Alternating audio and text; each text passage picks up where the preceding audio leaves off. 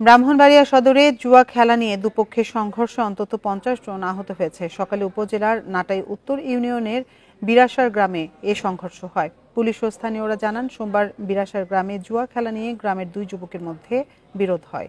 এর জেরে সকালে আওয়ামী লীগ নেতা তাজ মোহাম্মদ ইয়াসিন ও পৌর কাউন্সিলর মিজান আনসারির পক্ষের সাথে সবজি ব্যবসায়ী বাবুল মিয়া ও কাশেম মাস্টারের পক্ষের লোকজনের সংঘর্ষে জড়িয়ে পড়ে।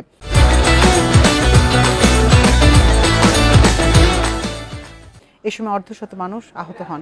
এছাড়াও ঘরবাড়িতে হামলা চালিয়ে ভাঙচুর ও লুটপাট করা হয়। এ ঘটনায় 5 রাউন্ড গুলি ভর্তি একটি বিদেশি পিস্তল সহ 2 জনকে আটক করেছে পুলিশ।